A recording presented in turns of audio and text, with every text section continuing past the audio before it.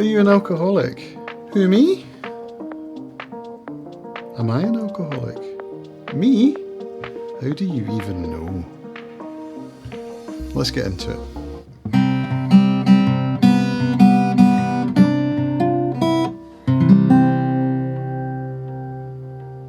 Hey everybody, how you doing? I'm Cams. I'm an alcoholic. This is a question that used to baffle me. Was I an alcoholic? Well, I guess I used to think I was. And then I wasn't. It was one of those weird things. I went through quite a long period of not really knowing and thinking that I was, and then thinking that I wasn't. When I first got into AA in 2000, I obviously thought I was, or I wouldn't have gone to AA in the first place, right? And I stayed for a little while, and then thought, no, I can actually control this. This is a very common thing in Alcoholics Anonymous, at least in my experience and the people that I've spoken to. I'm not sure how many people actually get into the rooms of AA and get sobriety straight away. I think it's quite uncommon. When I got into the rooms the first time, I stuck around, I got a head full of AA, and then I went back out and I drank for another 5 years. And that was when the experimenting began with all of the stuff, you know. Let's try just drinking after 8 p.m. Or let's drink only beer. Or let's drink only wine. Or let's space out our drinks and have soft drinks in between. All these things.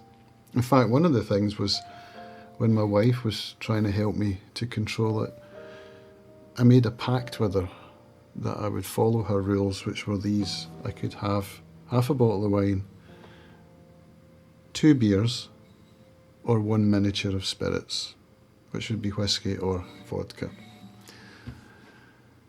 So I went along with it, and then because I knew that she was monitoring, I started to get sneaky. That's when that came into my life. Hiding alcohol around the house. The half bottle of wine, for example, I would have on the countertop in the kitchen, the glass beside it, so I'd fill up my glass, set them down in plain sight, neck the glass, fill it up again from a different bottle. Hide the different bottle. There you go. Voila.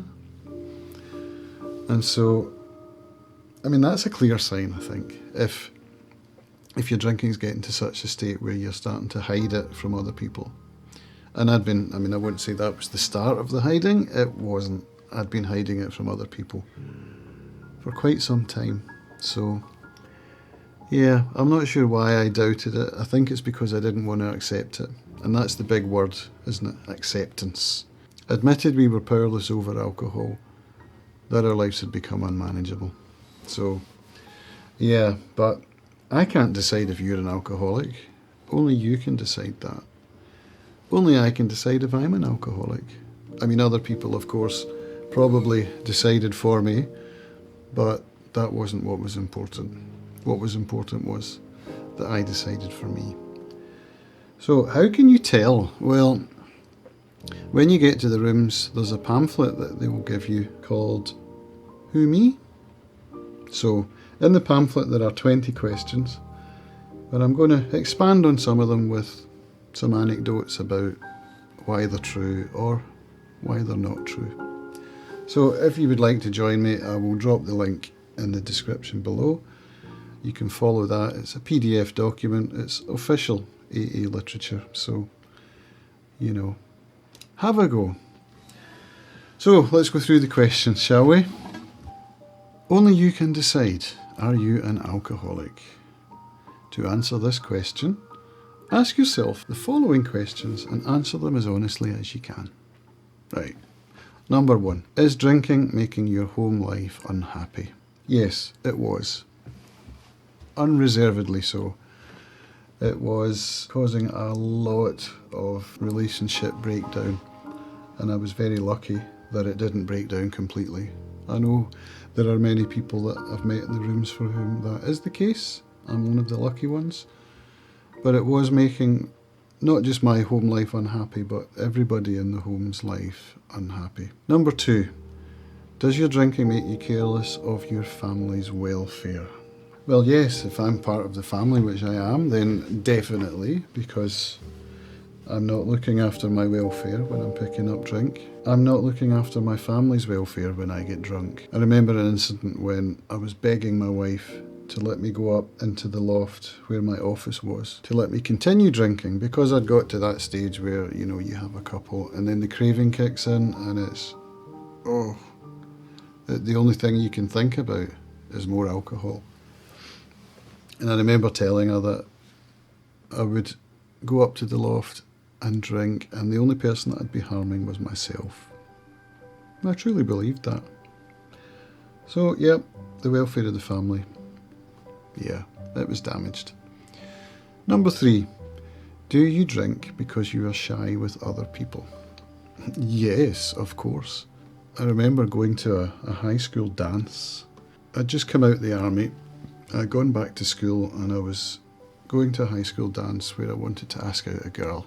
And the shyness was crippling.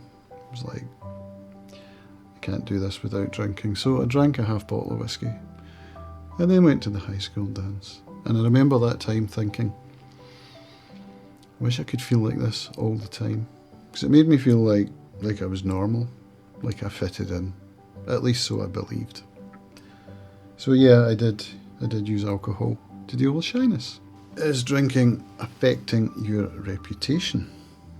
Well, that's a difficult one. I'm not sure that it was affecting my personal reputation, but certainly my business reputation, I would have to say yes. Particularly when I was working abroad in Kazakhstan as a Russian translator for Ernst & Young. And I used to get drunk on nights, on school nights, as we call work nights, sitting in the flat, getting drunk, and then going into work the next day with eyes like piss holes in the snow, as they say, reeking of vodka, and barely able to fulfill my role as a translator. And it was plain for everybody to see, you know. And that was on the days when I did go in, because there were plenty of days when I didn't. In fact, there are some occasions when I would still be in the pub when the sun came up, and then I would be like, oh, I'm working in a few hours. Fun times. 5, do you drink to escape your worries or troubles? Yes, I did. Definitely. I always felt after a few drinks that my worries and troubles had gone away. I know I'm not unique in that, you know, and it did work for a time. But then the troubles got worse. They got worse pretty quickly. So, in that sense, it didn't work. 6, do you drink alone? Too right, yeah, all the time. I drank alone. Most of the time, in fact, when I was working overseas. I lived alone. I didn't want my work colleagues to know the extent of my alcoholism, so I would try and pace myself when we went out for drinks, just waiting till I got home so that I could drink properly. But yeah, it's a thing. I started cultivating that quite early on, actually, drinking alone, and I used to enjoy it a lot, which encouraged me to do it even more. 7, have you lost time from work due to drinking? Yeah. And some days, as I've said, I did go into work when I was hungover, but some days I didn't. I think most of the time I was able to phone in sick, so I didn't just not turn up. I'm not sure that ever happened, so that's a good thing, I suppose. But yeah, definitely missed days of work through drink. 8, has your ambition decreased since drinking? Don't think so, actually, no. I don't think that one applies. My ambition when I was working as a translator was to be a good translator, which I was. So before that, in fact, there's a memory here that I've just remembered that I was going to share with you. When I was a student at St Andrews, I wrote a diary. In fact, I've been writing a diary since 1986, which makes for some interesting reading actually. And what I like to do is look through on this day in history in my day one app, because I don't know, I like the sense of connection with myself and where I've come from. I just find it quite interesting. So let me see if I can find this. This was something that I wrote 25 years ago when I was a student in Odessa, Ukraine. I seem to be getting quite passionate about this language caper, which is no bad thing really. I want to know everything, and I'm thinking about aiming for a first. So for those that don't know, that's a first class honours degree. I ended up getting a second class, upper second class, or 2-1, which was an achievement, believe me. But I was ambitious enough to think that I could shoot for a first. And then I went on to say, it won't be easy though. All I need to do is quit the bevy once and for all. Not completely, of course, but near enough. So, all I need to do is quit the bevy once and for all, followed by, not completely, of course. So already I'm hedging to myself in my own diary. The idea of quitting completely, it wasn't on the cards. And I didn't obviously quit for many, many years after that. So, yeah. So, yeah, the answer to the question was that I don't think that my ambition did decrease. I think it remained.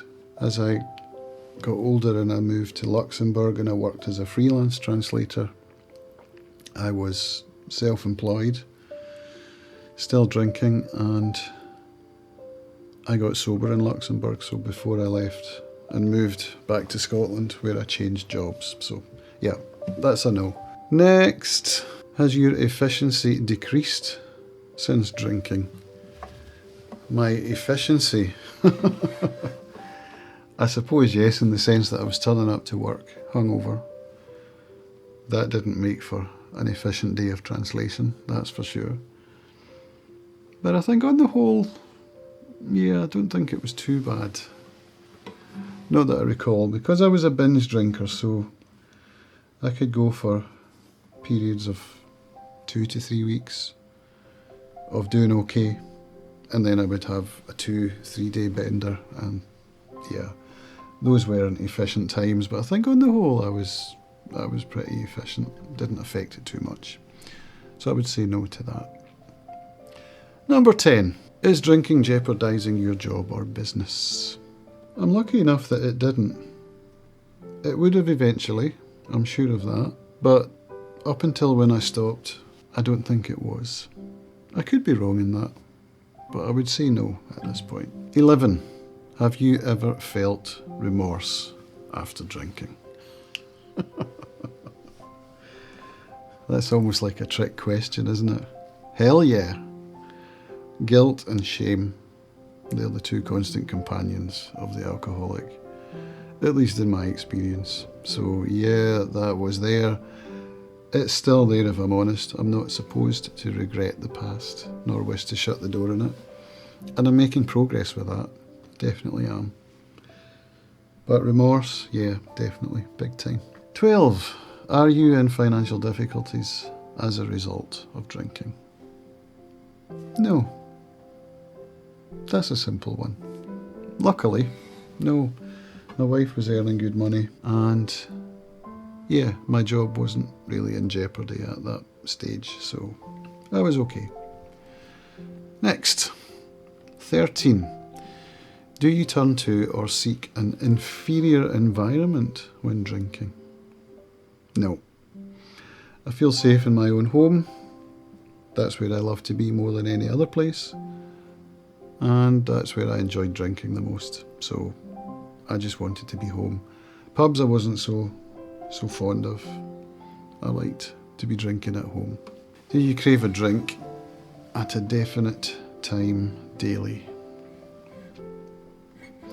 Not really, no. Not daily anyway.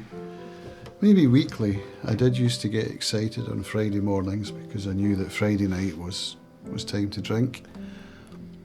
But other than that, no. There wasn't a daily time where I would have a drink. 15. Does drinking cause you to have difficulty in sleeping? Yes. Yes, it did. There's not much more to say on that. Although it did cause me to black out and pass out in places where I shouldn't. If that could be classed as sleeping. I'm not sure whether it can or not. 16. Do you want a drink the next morning? Yeah, that was part of my life for sure. Waking up at my pal's flat, on the floor or on the sofa, head banging, walking down the high street and going into the pub for a couple of Bloody Marys on the way home, and then getting into bed again. Because the hangovers, the headaches, brutal. 17. Do you drink to build up your self-confidence? Yeah, I feel like they already asked that earlier. Was I confident? No. Did I drink to build up my confidence? Yeah, I did. 18. Have you ever had a complete loss of memory as a result of drinking? All the time, yes. In fact, towards the end of my drinking, the trouble that I had was walking that fine line between not being in blackout and being in blackout. It was a difficult line to walk, and I quite often failed. 19. Has your doctor ever treated you for drinking? No. I'm lucky enough not to have had that pleasure, I'm pleased to say. 20. Have you ever been in hospital or prison because of drinking? No, once again. Thankfully not. I never had that pleasure. Right, so there we go. 20 questions. Am I an alcoholic? Well, yeah. It says here that if you've answered yes to any one of the questions, there is a definite warning that you might be an alcoholic. Bit hedgy. If you've answered yes to any two, chances are that you are an alcoholic. And if you have answered yes to 3 or more, you are almost certainly an alcoholic.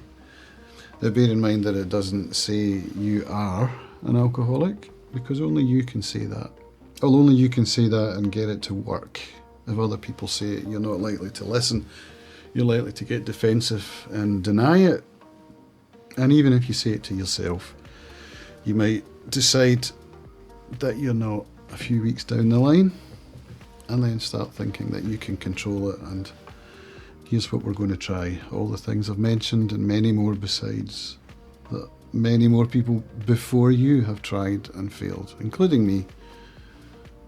None of that stuff I tried worked. So I'm very glad that I was able to finally get into Alcoholics Anonymous and take that first step of accepting 100% unequivocally that I'm an alcoholic.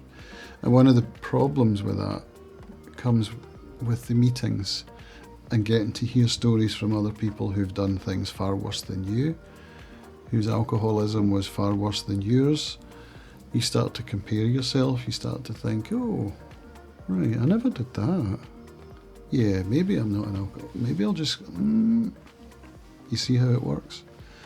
That's why it didn't work for me the first time around. And that's why it has to be an unequivocal step 1. And even if you're not doing the steps or going to AA or doing anything like that, it needs to be a 100% decision, like being diagnosed as a diabetic or with any other kind of illness, I suppose. And that's the issue with alcoholism, is that there's no diagnosis that, you can't go and take a blood test and get a positive or a negative result. There's nothing like that. And that's part of the problem, So you can deny it for years and continue on down the path, with the progression getting worse as you go. You don't have to do that. You can take a decision not to do it anymore, and then your life will become miraculously better in every single way, as mine has. So, yeah, I hope this has been useful. I hope this has helped you to come to some conclusions of your own. If you're watching this not as someone with questions of your own, but with concerns about somebody else, then send them a link to the video. Let them know that it's here and have them go through the questions. It's a simple 20 questions. Doesn't take long. At the end of which you might have an idea, So if you have a loved one, a friend, family member, anybody that you're worried about, let them know these questions are here. I'm here. If you ever want to talk in confidence, we can do that. I am working now as a recovery coach, so I have some experience of teaching people how to live after addiction. That's why I'm holding my guitar, because it's an example of one of the things that I get to do in sobriety, is I get to play my guitar, which is something that I dearly love to do. You can do anything you want once you get sobriety. The biggest thing is that you get to keep what you have. Loved ones, particularly, relationships. There's a chance, You deserve it. Give yourself that chance. So I hope you've enjoyed this. I hope it's been helpful. Please reach out, don't be shy. You can get me on Twitter, probably the best way, @Camuel. Just send me a DM. Slide into my DMs, as they say. Or sign up to my newsletter and you can contact me that way, which you can do by visiting camscampbell.com. I'm sending out a weekly newsletter with just some information about how my life is going, the things that I'm doing to help me to stay sober, and the things that I enjoy. And remember, you're not alone. Thanks for watching. Bye.